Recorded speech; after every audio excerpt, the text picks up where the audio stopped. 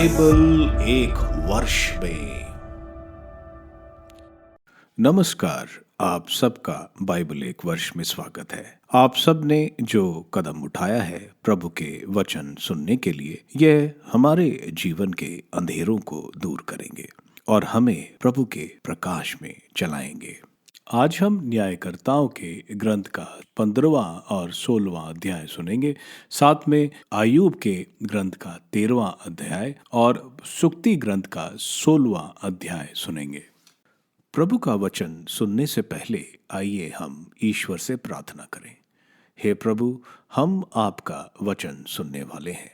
हमारे मन की आंखें खोलें और हमें आध्यात्मिक प्रज्ञा दें ताकि हम आपको जान सकें और आपके वचन के अनुसार अपना जीवन जिए। यह हम मांगते हैं आपसे प्रभु यीशु के नाम, आमीन। न्यायकर्ताओं का ग्रंथ अध्याय 15। सैमसन द्वारा फिलिस्तीनियों के फसल का जलाया जाना। कुछ समय बाद गेहूं की फसल के समय सैमसन बकरी का एक बच्चा लेकर अपनी पत्नी को देखने आया। उसने कहा, मैं कमरे के भीतर अपनी पत्नी के पास जाऊंगा, लेकिन पत्नी के पिता ने उसे अंदर नहीं जाने दिया। पत्नी के पिता ने कहा, मैंने सोचा कि तुम उसे बिल्कुल नहीं चाहते, इसलिए मैंने उसे तुम्हारे एक साथी को दे दिया है। उसकी छोटी बहन उससे कहीं अधिक सुंदर है, तुम उसकी जगह इसे ले लो। सैमसन ने उससे कहा, यदि इस बार मैं फिलिस्तीनियों की कुछ बुराई करूं तो मुझे दोष मत देना। तब सैमसन ने 300 लोमड़ियां पकड़ी और मशाल ली।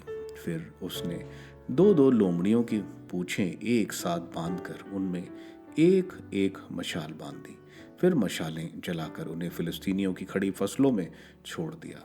इस प्रकार उसने फूलों के लगाए ढेरों, खड़ी फसलों और जैतून वृक्षों को भी जला दिया। फिलिस्तीनियों ने जब पूछा कि किसने ऐसा किया, तो उत्तर मिला कि तिम्नावासी के दामाद सैमसन ने ऐसा इसलिए किया कि उसकी पत्नी को उसके किसी साथी को दे दिया गया है। तब फिलिस्तीनियों ने आकर उस स्त्री और उसके पिता दोनों को जला डाला। सैमसन ने उनसे कहा, तुम लोगों ने यह काम किया है, मैं तुमसे इसका बदला चुकाने के बाद ही सांस लूंगा। इस पर उसने उनकी भरपूर पिटाई की और उनमें बहुतों का वध किया। इसके बाद वह एताम की एक चट्टानी गुफा में रहने लगा। 1000 फिलिस्तीनियों पर सैमसन का प्रहार। इसके बाद फिलिस्तीनियों ने यूदा जाकर अपने पड़ाव डाले और लही नामक नगर पर छापा मारा। यूदा के लोगों ने पूछा, तुम हम पर क्यों छापा मारने आए हो? उन्होंने उत्तर दिया, हम सैमसन को पकड़ने आए हैं। हम उसके साथ वैसा ही करेंगे जैसा उसने हमारे साथ किया है।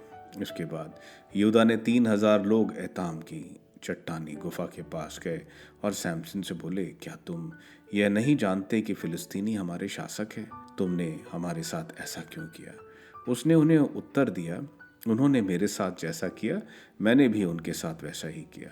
वे उससे बोले, हम तुम्हें बांधकर फिलिस्तीनियों के हाथ देने के लिए यहाँ आए हैं। इस पर सैमसन ने उनसे कहा, मुझ पे शपथ खाकर कहो कि तुम स्वयं मेरा वध नहीं करोगे। उन्होंने उसे उत्तर दिया, नहीं, हम तुम्हें केवल उनके हाथ देने के लिए बांधेंगे, हम तुम्हारा वध नहीं करेंगे। तब वे उसे 2 नई रस्सियों से बांधकर चट्टान की गुफा से ले गए। जब वह लही पहुंचा तो फिलिस्तीनी जोरों का जय घोष कर उससे मिलने दौड़े। तब उसे प्रभु की प्रेरणा प्राप्त हुई और उसके हाथों में बंधी रस्सियां आग में झुलसे हुए सन के रेशों के समान हो गई और उसके हाथों के बंधन मानो गल कर टूट गए। उसे गधे के जबड़े की एक नई हड्डी मिली, जिसे उसने उठाकर और उससे 1000 आदमियों को मार डाला। सैमसन ने कहा, गधे के जबड़े की एक हड्डी से मैंने ढेर के ढेर लगा दिए, गधे के जबड़े की एक हड्डी से मैंने 1000 को मार गिराया। उसने यह कहकर जबड़े की हड्डी दूर फेंक दी। इससे उस स्थान का नाम रामात लही पड़ गया। जब उसे जोरों की प्यास लगी तो उसने प्रभु से प्रार्थना की, तूने अपने सेवक को इतनी बड़ी विजय दिलाई और अब क्या मैं प्यास से मरकर इन बेखतना लोगों के हाथ पड़ूं? तब ईश्वर ने लही की एक निचली भूमि को फोड़ दिया और उससे पानी निकल पड़ा। उसका पानी पीने के बाद उसे जैसे फिर प्राण और नवजीवन प्राप्त हो गया, इसलिए उसका नाम एन हिकोरे पड़ा। वह आज तक लही में विद्यमान है। फिलिस्तीनियों के शासनकाल में सैमसोन ने 20 वर्ष तक इज़राइल में न्यायकर्ता का कार्य किया।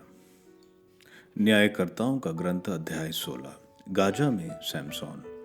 किसी दिन सैमसोन गाजा गया। वहां एक वेश्या को देखकर वह उसके यहाँ चला गया। जब गाजा वालों को खबर मिली कि सैमसोन यहाँ है, तब वे उस स्थान को घेर कर सारी रात नगर के फाटक के पास जमे रहे। सारी रात तो वे सोचकर चुपचाप बैठे रहे कि भोर होने पर हम उसे मार डालेंगे। इधर सैमसोन ने आधी रात तक आराम किया। आधी रात उठकर उसने किवाड़ों और दोनों खंबे नगर के फाटकों को उखाड़ डाला और अर्गल के सब को अपने कंधों पर रखकर उसी पहाड़ी की चोटी पर चला गया जो हेब्रोन के सामने है। दलीला का विश्वासघात। कुछ समय बाद वह सुरकेट घाटी में रहने वाली एक स्त्री से प्रेम करने लगा। उसका नाम दलीला था। फिलिस्तीनियों के शासक उस स्त्री के पास आकर बोले, उसको फुसलाकर पूछो कि उसकी महाशक्ति का भेद क्या है, जिससे हम उसे अपने वश में करें और उसे बांध कर अपने अधीन कर लें। इसके लिए हम में से प्रत्येक व्यक्ति तुम्हें चांदी के 1100 शेकल देगा। दलीला ने सैमसन से कहा, मुझे बताओ कि तुम्हारी महाशक्ति का भेद क्या है और तुम कैसे बांधे जाकर अधीन किए जा सकते हो। सैमसन ने उससे कहा, यदि मैं 7 तांतों से जो अब तक सुखाई नहीं गई हों बांध दिया जाऊं, तो मैं सामान्य लोगों की तरह निर्बल हो जाऊं। तब फिलिस्तीनियों ने शासकों ने 7 नई तांतें जो अब तक सुखाई नहीं गई थी लाकर दलीला को दी। उसी ने उनसे सैमसन को बांधा।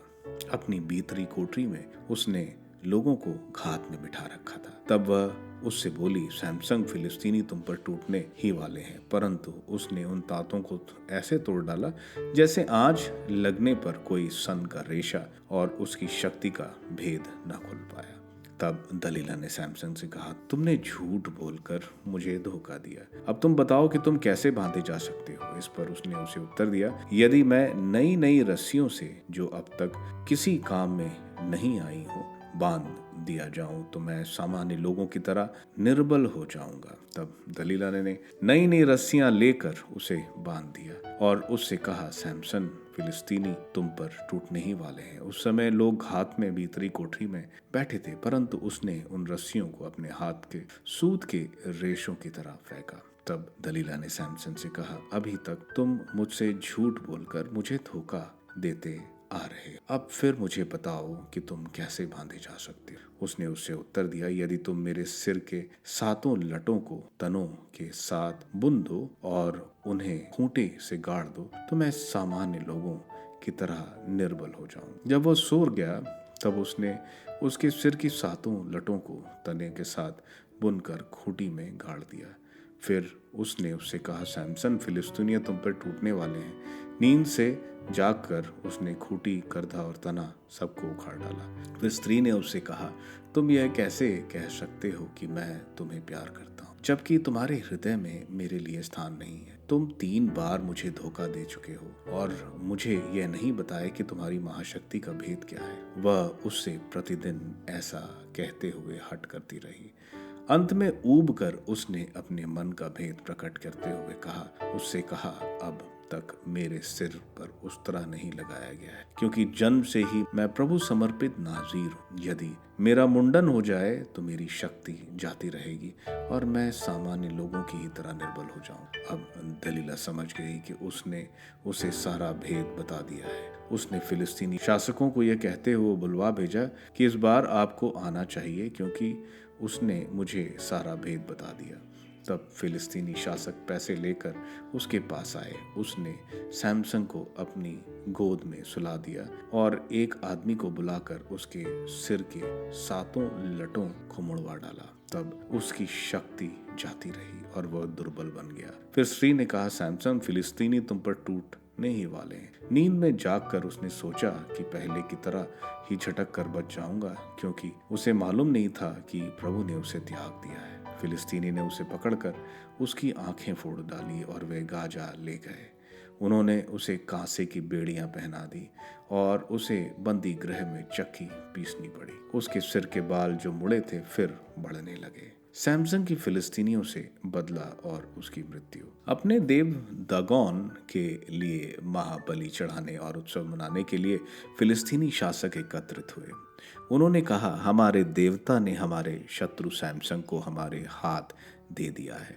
लोगों ने सैमसन को देखा और यह कहते हुए अपने देवता की स्तुति करने लगे, हमारे देवता ने हमारे उस शत्रु को हमारे हाथ दे दिया जिसने हमारा देश उजाड़ा और हम में से बहुतों का वध किया। लोगों का हृदय उल्लास से इतरा रहा था। उन्होंने कहा, सैमसन को बुलाओ, वह हमारा मनोरंजन कहे। उन्होंने सैमसन को बंदीगृह से बुलाया और उसने उनका मनोरंजन किया। बाद में उन्होंने उसे खंबे के बीच खड़ा कर दिया था। सैमसन ने उस लड़के से जो उसका हाथ पकड़े हुआ था कहा, मुझे ले चलो और जिन खंभों पर मंदिर आधारित है उनका स्पर्श करने दो, जिससे मैं उनके सहारे खड़ा रहूं। भवन पुरुषों और स्त्रियों से भरा था। फिलिस्तीनियों के सब शासक भी वहां उपस्थित थे। छत पर लगभग 3000 स्त्री पुरुष इकट्ठे थे जो सैमसन का खेल देख रहे थे। तब सैमसन ने प्रभु से प्रार्थना की, प्रभु ईश्वर, मुझे याद कर। ईश्वर, मुझे मात्र इस बार बल प्रदान कर जिससे मैं फिलिस्तीनियों से अपनी दोनों आंखों का बदला ले सकूं।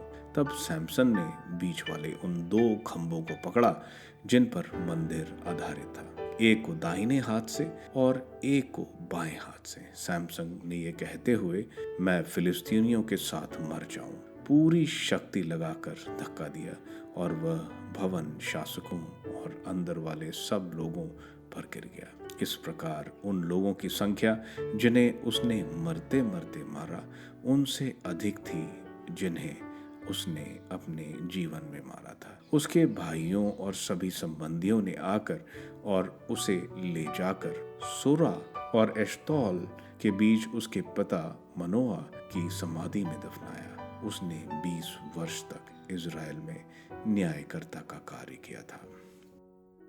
अय्यूब का ग्रंथ अध्याय 13।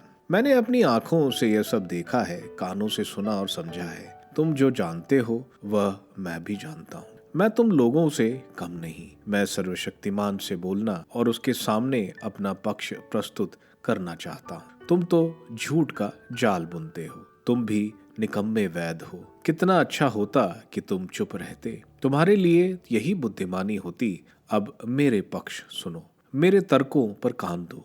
क्या तुम ईश्वर के नाम पर झूठ बोलते और कपटपूर्ण बातें करते हो? क्या तुम उसकी ओर से बोलते ईश्वर का पक्ष प्रस्तुत करते हो? यदि वह तुम्हारी परीक्षा ले तो क्या तुम्हें खरे उतरेगी? क्या तुम उसे मनुष्य की तरह धोखा दे पाओगे? क्या तुम पश्चाताप करोगे तो वह निश्चय ही तुमको डांटेगा। क्या उसका प्रताप तुमको भयभीत नहीं करता? क्या वह तुमको आतंकित नहीं करता? तुम्हारी सुक्तियां राख जैसी हैं, तुम्हारी तर्क भूरी भूरी मिट्टी जैसी हैं। तुम चुप रहो और मुझे बोलने दो। मुझ पर जो बीतेगी सो बीतेगी। मैं हर जोखिम का सामना करने अपने प्राण हथेली पर रखने को तैयार हूँ। यदि ईश्वर मुझे मारना चाहता है तो भी मैं नहीं डरूंगा। मैं उसके सामने अपना पक्ष प्रस्तुत करूंगा। मेरा कल्याण उसी पर निर्भर है। कोई पाखंडी उसका सामना नहीं कर सकता। मेरी बातें सावधानी से सुनो, मेरे तर्क पर कान दो। मैंने अपना मामला तैयार कर लिया है। मैं निश्चय ही निर्दोष ठहरूंगा। यदि कोई मेरे तर्कों का खंडन करेगा तो मैं मौन रहूंगा और प्राण त्याग दूंगा। ईश्वर की दुहाई। ईश्वर, मैं तुझसे ये 2 वरदान मांगता हूँ और मैं अपने को तुझसे नहीं छिपाऊंगा। मुझ पर से अपना हाथ उठा ले और मुझे आतंकित ना कर। तब मुझे बुला और मैं उत्तर दूंगा, नहीं तो मुझे बोलने दे और तू ही उत्तर दे। मैंने कितने अपराध और पाप किए, मुझे बता कि मेरे विद्रोह और अपराध क्या है। तू अपना मुख क्यों छुपाता और मुझे अपना शत्रु क्यों समझता है? क्या तू उड़ते हुए पत्तों को डराना या सूखे हुए तिनके का पीछा करना चाहता है?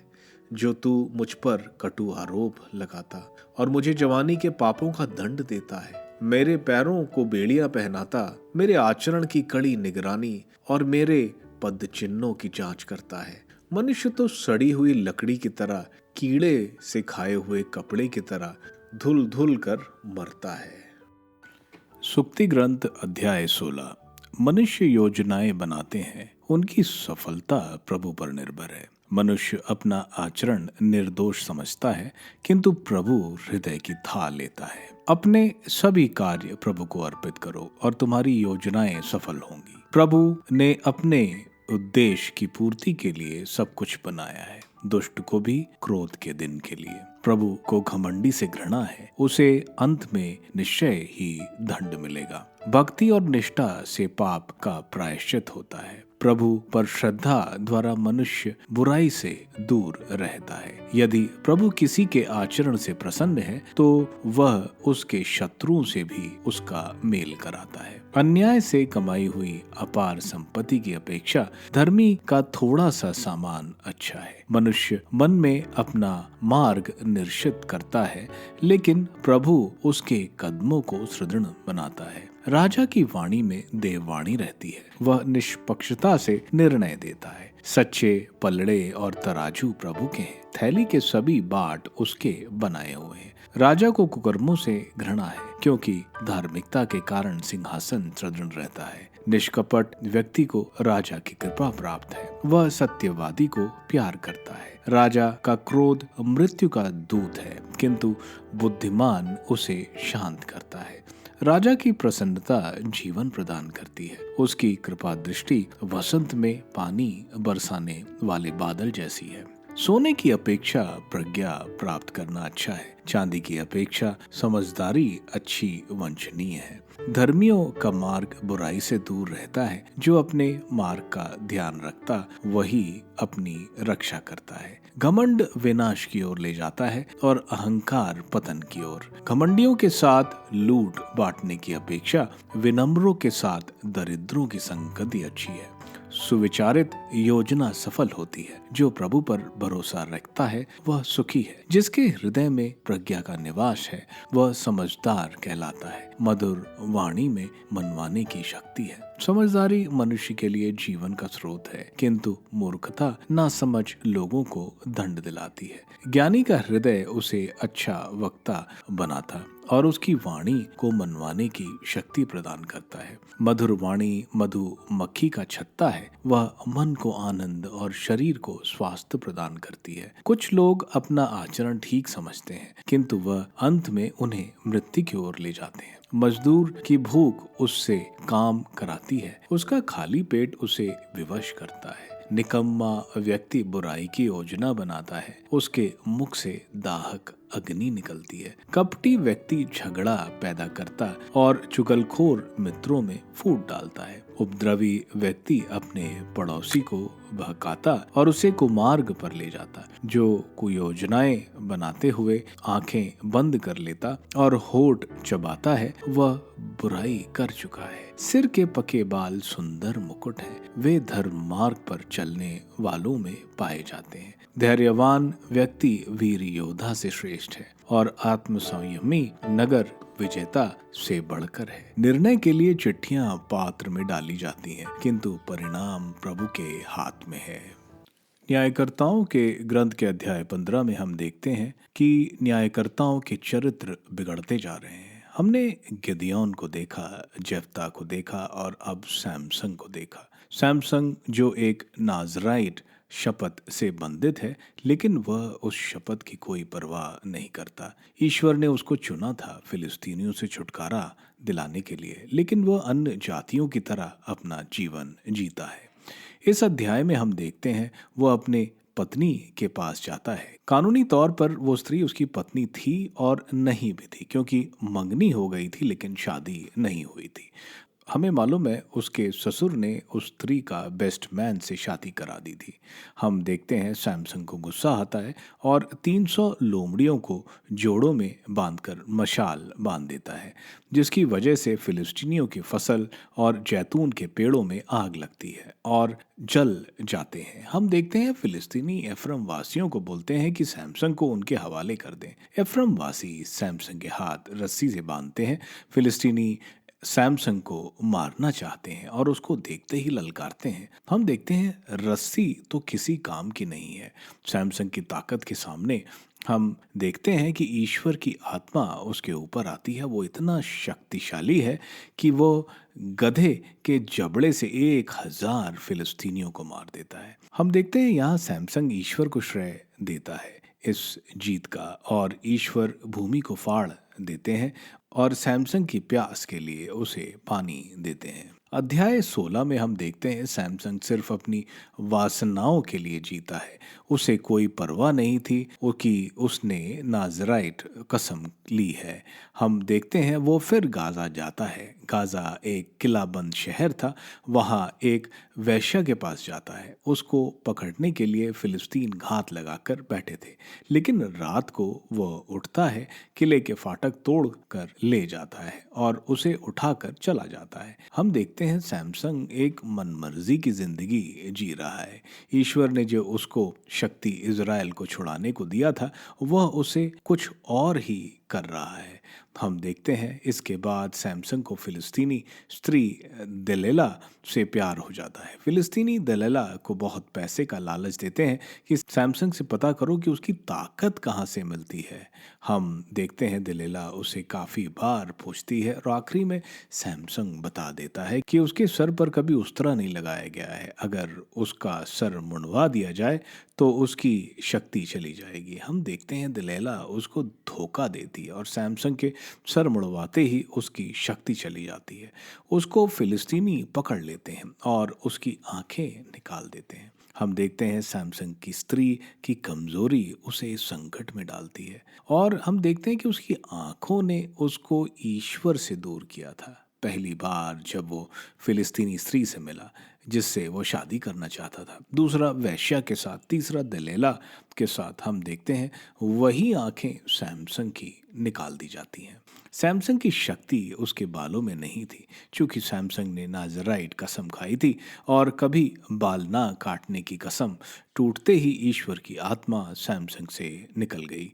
हम आगे देखते हैं फिलिस्तीनी जलसा मनाना चाहते हैं और अपने देवता दैगोन जो अच्छी फसल के देवता हैं वे सैमसंग को लेकर आते हैं ताकि वे लोगों का मनोरंजन करें। हम देखते हैं वो उसे खंबे के साथ खड़ा कर देते हैं जिस पर मंदिर का पूरा भार था। वह ईश्वर से प्रार्थना करने के बाद उन खंभों को उखाड़ देता है जिससे छत गिरती है और जितने लोग सैमसंग ने अपने जीवन में नहीं मारा उतना वह अपनी मौत के समय मार देता है। दो बातें हम देखते हैं।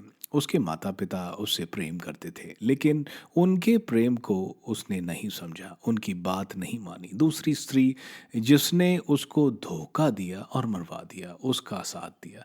दूसरा, ईश्वर ने सैमसंग को इज़राइल के उद्धार के लिए शक्ति दी थी, लेकिन हम देखते हैं वो उस शक्ति का सही इस्तेमाल नहीं करता बल्कि अपनी वासनाओं के लिए करता है। क्या ईश्वर ने जो हमें प्रतिभाएं और जिम्मेवारियां दी हैं, हम उसको सही तरह से पूरा करते हैं या अपनी मनमर्जी का जीवन जीते हैं? अय्यूब के ग्रंथ के अध्याय 13 में हम देखते हैं अय्यूब अपने दोस्तों को फटकार रहा है कि तुम्हारी सलाह का कोई फायदा नहीं। यह सब तो अय्यूब जानता है। अय्यूब कह रहा है कि तुम्हारा ज्ञान किसी काम का नहीं, मिट्टी के जैसा है जिसमें कोई भी समझदारी की बात नहीं। अय्यूब बोल रहा है इसलिए वो अब ईश्वर को अपना केस बताएगा बशर्ते उसकी जान चली जाए। अय्यूब ईश्वर से उसके पाप पूछ रहा है। इस अध्याय में हम देखते हैं अय्यूब का साहस कि वह सर्वशक्तिमान ईश्वर से पूछ रहा है, लेकिन एक पवित्र हृदय के साथ। सुक्ति ग्रंथ के अध्याय 16 जीवन के महत्वपूर्ण शिक्षा प्रकट कर रहा है। प्रज्ञा का महत्व, नम्रता और धार्मिकता जो एक अच्छे जीवन के लिए ज़रूरत है। हमारे जो भी जीवन के योजनाएं या प्लान्स हों उसको ईश्वर को समर्पित करना तो वो जरूर पूर्ण होते हैं। हर शब्द, हर कार्य अच्छा या बुरा परिणाम लाएगा, इसलिए सोच समझ के बोलना और करना चाहिए। ईश्वर पर भरोसा, प्रज्ञा की सुनना हमें शांति और समृद्धि का जीवन देगा। आप सबको धन्यवाद ईश्वर के वचन सुनने के लिए। मैं आपसे विनती करता हूँ कि आप बाइबल एक वर्ष में को दूसरों के साथ शेयर करें, क्योंकि प्रभु का वचन स्वयं प्रभु यीशु है। प्रभु को दूसरों को देने वालों को प्रभु की आशीष जरूर मिलेगी। मैं आप सबका बड़ी बेसब्री से कल इंतजार करूंगा। धन्यवाद।